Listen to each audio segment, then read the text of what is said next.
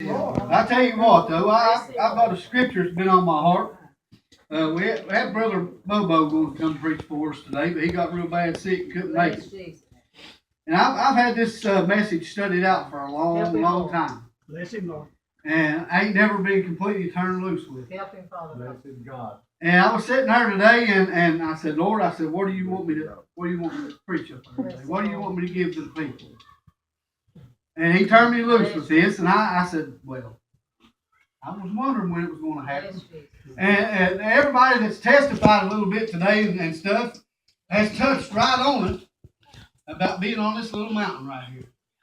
About being up on the mountain. And God brought me over here to chapter 22 of Genesis. It's real familiar scripture to everybody. It's over here about Abraham and Isaac. And it says, in verse 1, it says, And it came to pass after these things that God did tempt Abraham and said unto him, Abraham, he said, Behold, here am I. Listen to that right there. Abraham said, Here am I. Here am I. He knew the voice of God. He knew what was going on. He knew exactly who it was. And he said, Here am I. More or less, here I am. Here I am right here, Lord. Right here, Lord. Whatever you want to do with me. It says, And he said, Take now thy son, thine only son, Isaac, whom thou lovest, and get thee into the land of Moriah, and offer him there for a burnt offering upon one of the fire mountains, which I would tell thee of. Upon the mountain that he would tell thee of. We're up on a little mountain today. We're up on this little mountain up here that probably nobody's ever really even thought about. Probably never even knew it really existed up here, because a lot of people, I believe, when we was telling them about it, didn't even know there was a shelter up here. Didn't know there was anything on top of this little hill up here. But I tell you what, when you're on top of the mountain, when you're out there, I don't need this thing. It's in my way. When you're out there in this world, when you're out there on the mountain, you can always look down. Always see a brother or sister in Christ that is out there in need. Always see somebody that needs some help from God. A little bit of help from you. Let God send you to them. Why don't we get up and go do it? Why don't we help them climb their little mountain? You know, and God gave me a little title to this message here back when He first started giving it to me. And it's kind of a funny title, I guess you could say. It says this is no mountain for a climber. No mountain for a climber. And that's the big question I want you to ask yourself today. Are you a climber? Are you one that when there's a mountain set in front of you, are you up to the task to climb up that mountain? Are you ready to get on that mountaintop and enjoy what God wants you to have when you get up there? And I tell you what, I'm one right here to tell you, I love seeing those mountains come, because I know I'm doing something right. I know that I'm going to get a little more strength once I reach the top of that mountain. And once I get up there and do exactly what God tells me to do, I won't have to worry about nothing else no more. Won't have to worry about that mountain no more, because it's going to be all behind me. It says there here in verse 3, it says, Abraham rose up early in the morning and saddled his ass and took 2 of his young men with him, and Isaac his son, and clave the wood of burnt offering, and rose up and went in unto the place of which God had told him. Now, if you don't know what clave means, that's being busting that wood up. It's there, it's cutting the kindling.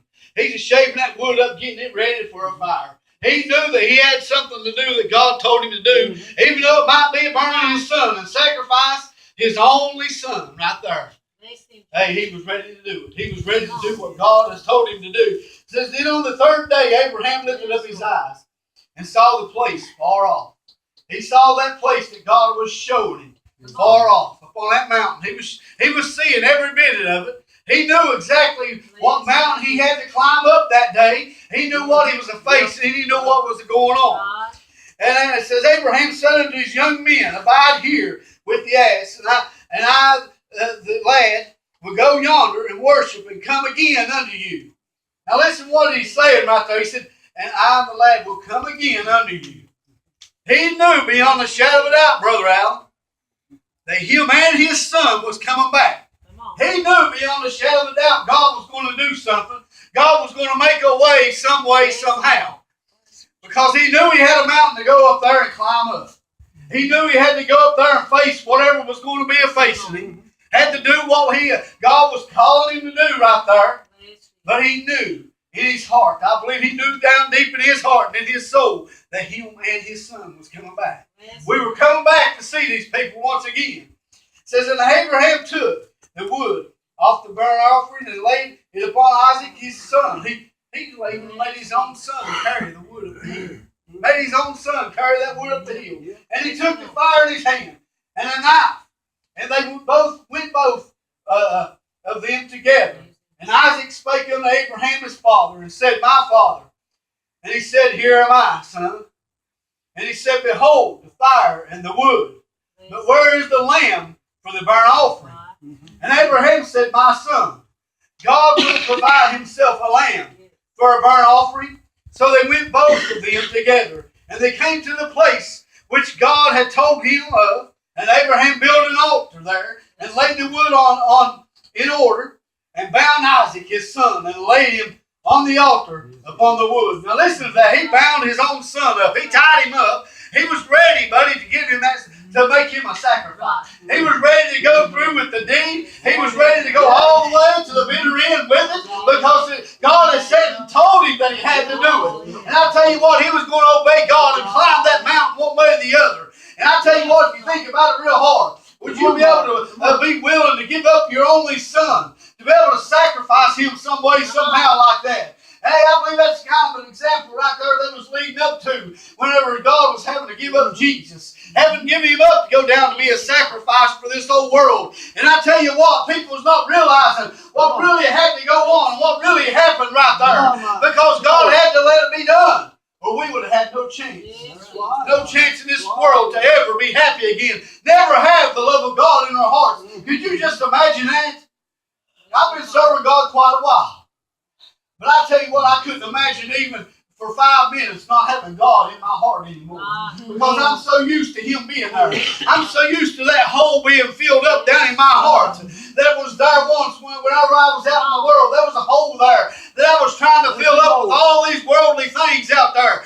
And you know, I was doing the booze and everything else running around here and there. But I tell you what, I was missing something. I was missing something there. And all my life I've been taught from the time I was old enough to even understand or hear the preachers and mom and dad and everybody else telling me all about this Word of God right here. Telling me every word in it. Telling me everything that I need to do to be able to live right. I was missing something down in my soul. And man, I was trying my best to fill it up with all these worldly things. Wasn't doing me a bit of good. Wasn't doing me a bit of good. But I tell you what, one day, when I was sitting in the back of an old-fashioned church, about the third pew up, and I tell you what, when God started calling me out, buddy, I tell you what, hey, when I went to that altar that night, that hole was filled. There was something there that day that no man could ever give me. And that's when I started climbing the mountain. Was that very day when I knelt down. There was a mountain set before me. There was something set there that I wouldn't have to never face it again if I didn't have to. The only way I'd have to face it again is if old Mike brought it back on himself. I'd have to bring it back on myself. But I tell you what, when I started that journey that day, that hole was filled up. Oh man, it was filled up with the love and the joy of God down inside there. That feels so good. There's something in there that God puts inside of you that gives you that determination, gives you that desire and that push, I guess you could say, to get out there and do what He tells you to do each and every day. There was a time I used to I tried my best to ignore what God was telling me to do. Tried my best to ignore Him. Didn't want to do it because I knew there was a little bit of work and sacrifice involved in doing it. And I didn't want to do it. I wanted to do my own thing. But boy, God showed me different one day. Woo! A good whooping from God don't feel very good, does it? I tell you what, He'll set you on fire. He'll tear you up one side and down the other, and you'll remember that whooping that He gives you.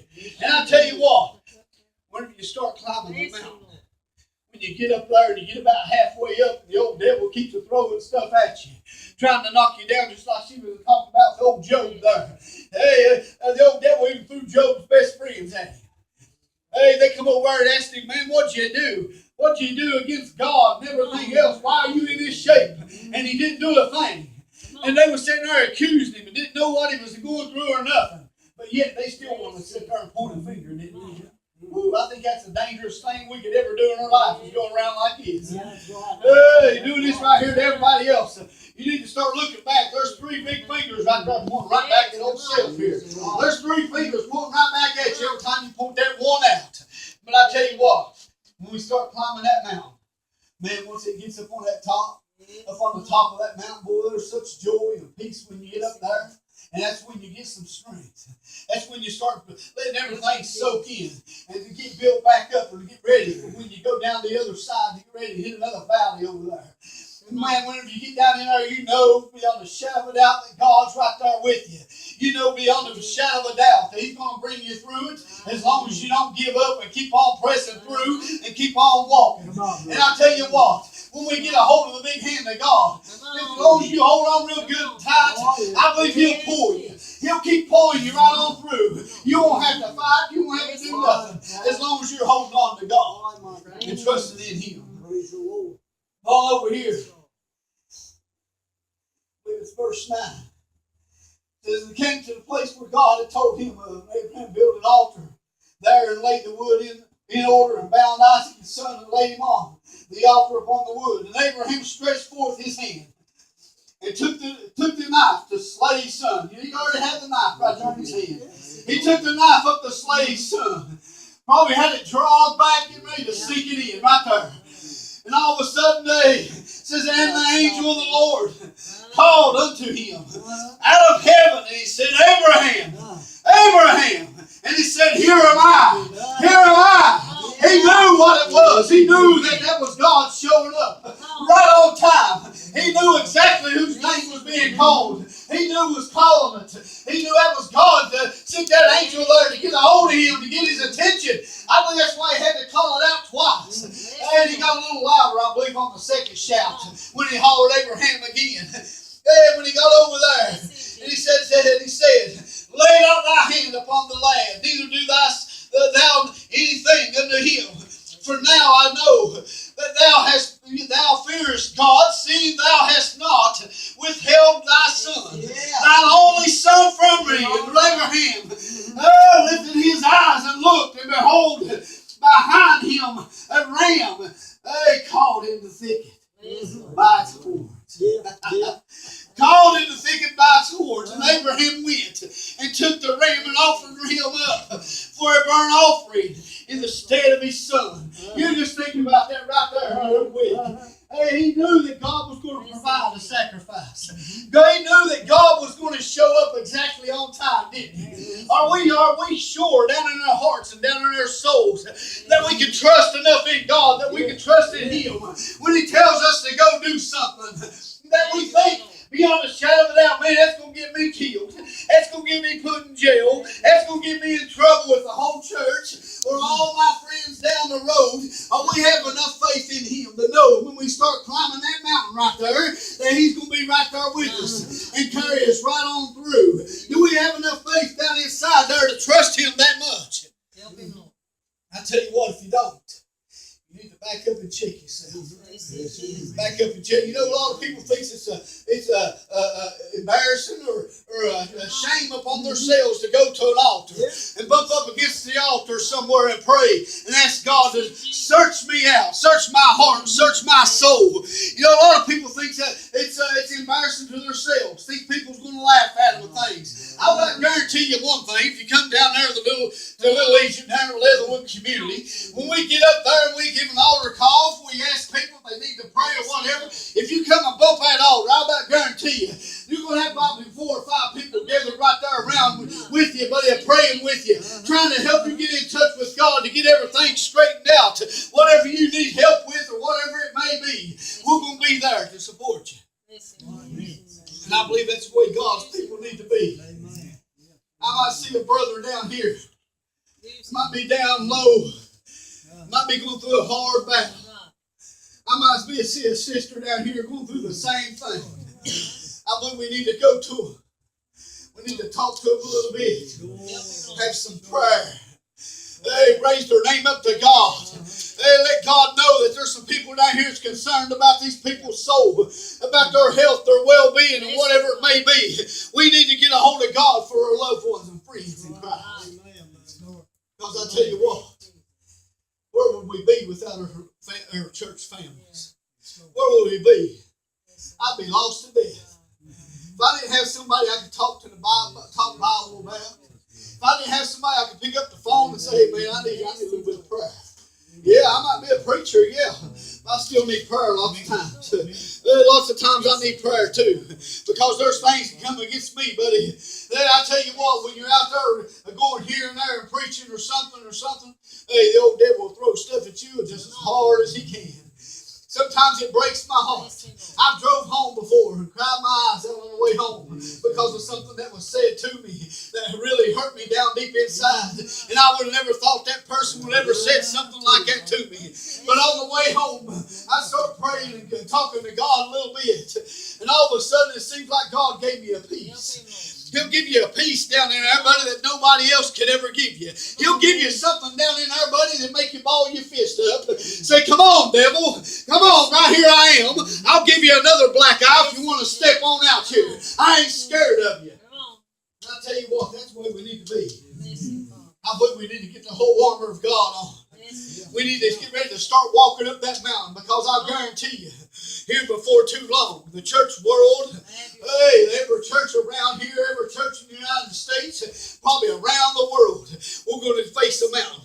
We're going to face one big mountain. I tell you what, we're going to have to band together. We're going to have to come together as children of God and get together, buddy, and stand strong for it. We're going to have to stand bold, have that whole armor of God shed plumb up on us. Amen. Standing there ready to fight, because it's going to happen. And I tell you what, when that day comes, I want to be ready. I want to be ready to raise my shield up. I want to have my sword in my hand.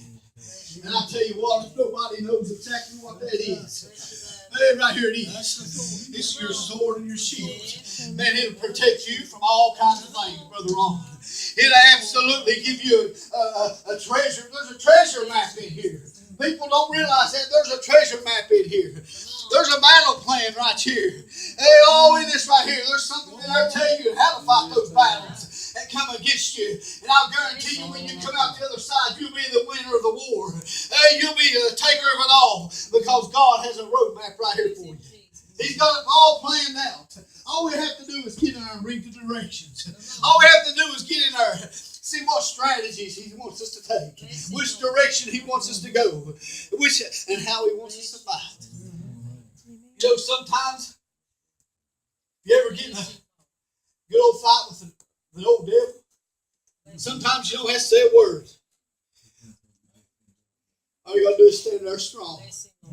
Look at him smile. Let him feel that love of God coming off of you. You know, a lot of people don't believe that. When I was out in the world, when I was getting invited to church all the time, there was quite a few guys that I hung around. Man, they was good church-going fellas. They was there every time the door was open. They invited me to church all the time. Every time we'd go fishing or hunting, whatever it was, they was always talking about the Bible. They was always had their Bible with them. If we went on a hunting trip, their Bible was right there. And they would read every morning, every night. They would sit and have Bible discussions and be right there sitting at the table with them. And I tell you what, that was a good light to me. But I tell you what I felt from those guys. When I was running around out there in the world, me as lost as a ball in high weeds, as old Duck Hatfield used to always say. I used to be able to sit over there, and I could feel that love of God just coming off of them boys. I could feel some kind of love that I didn't understand at the time. There was something there that was coming off of them when they were talking and praying, reading God's Word. Well, all along, when I didn't realize, all they was doing was watering a seed that was put down inside here. And it was just starting to grow. Hey, they was fertilizing a little bit, putting a little more water down. That's all it was. It was starting to grow, buddy. There was something happened one night when I was sitting in the back of that church. God was sitting there and said, hey, Ma, open the door and let me in. Open the door and let me in. I don't know if any of you's ever seen the door with the painting and stuff they have with Jesus on one side of the door. You ever notice there's no doorknob on his side of it? He won't force his way in. He'll sit there and gently knock. He'll sit there and gently knock and say, hey, won't you let me in? Won't you let me in? I can give you life. I can give you more abundantly.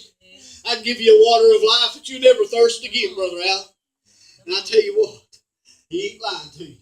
He ain't lying to you. And I'm so glad that one day He loved me enough. He knocked on this old heart's door. I'm so glad that He gives me those mountains that I got to face, those mountains I got to climb. And I tell you what, if you're a child of God, hey, ain't no mountain out there big enough to make you fall. There ain't no mountain out there that's going to make you stumble and fall down and scar your knees and elbows and everything else up. But all you got to do is hit your knees. Lay down there on your knees, buddy, and all of a sudden, you'll be sitting on top of that mountain. You'll be up there basking in the glory of God. And I'm so glad that He made me a mountain climber. I'm so glad that He gave me directions of how to climb a mountain. I'm so glad that He made me what I am today. Because I tell you what, I wouldn't have it no other way but God's way.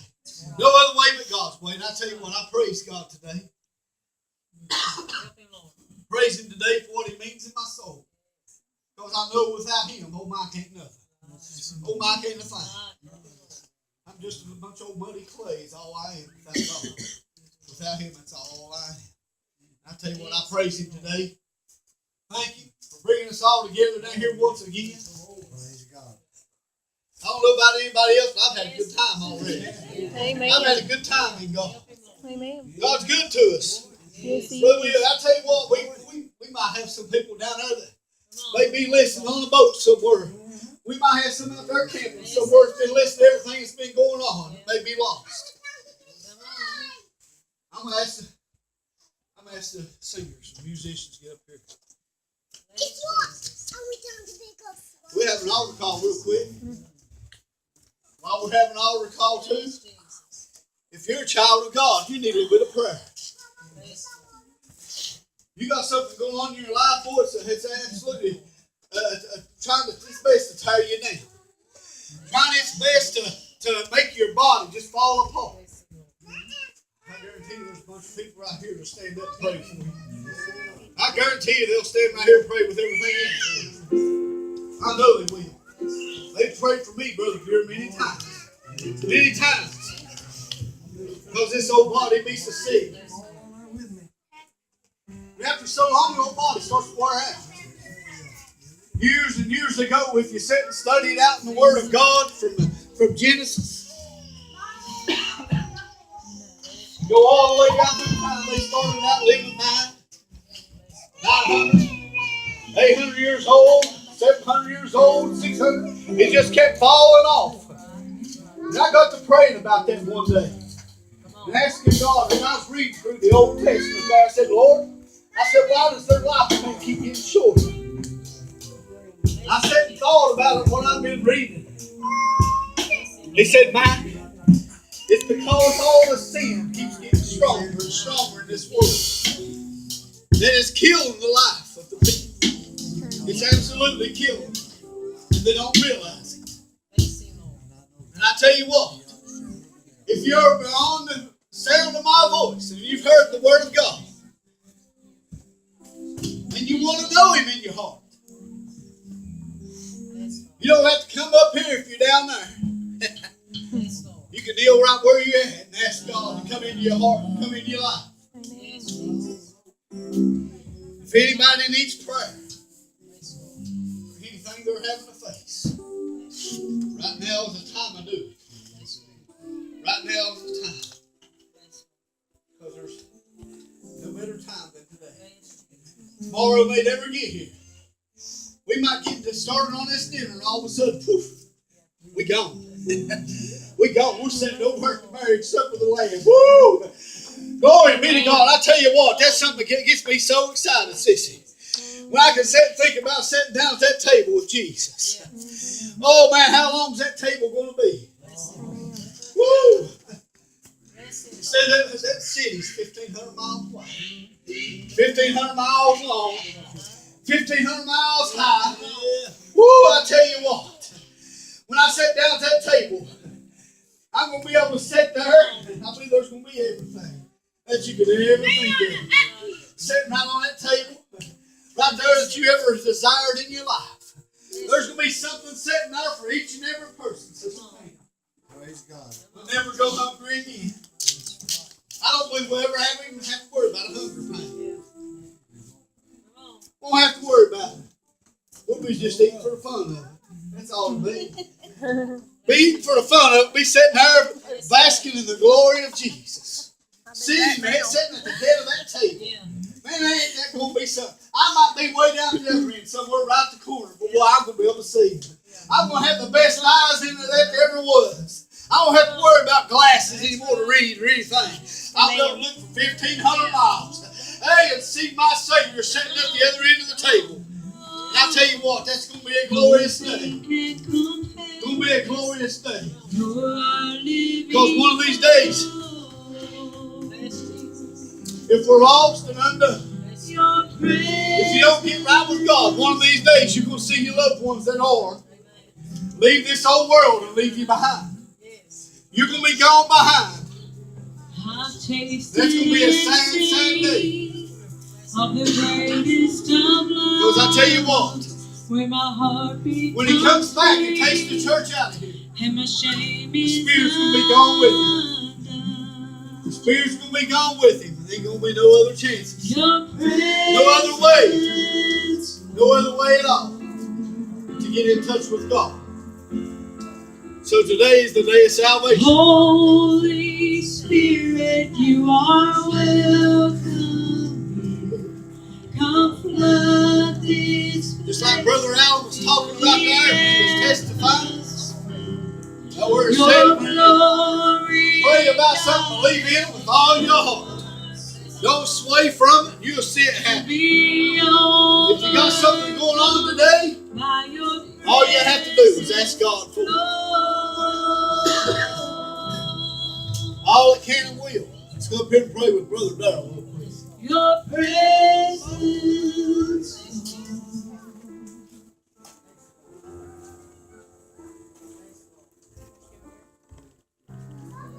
There's nothing worth more that will ever come close. That's my brother, God. Lord, we're going to sing. God is waiting for you. Lord, God, you're a healing God. We've seen you heal. Father, we felt you heal. God, I pray, God, Lord, if you get a hold of my brother. God, I lift him up here, God. Touch this body, Father. Whatever's going on with it, Lord, right now, God, in the name of Jesus. Lord, you touch him, God, and move your Lord upon him, God, Lord, right now. Lord, we're going to trust in you for this, God. Trust in you, Lord, for this healing, God, Lord, right now. In the name of Jesus, Lord, we pray. And we thank you, God, for it. And we believe you for it, Lord, right now. In Jesus' wonderful and holy name. Thank you. We thank you, Lord. Jesus. Oh.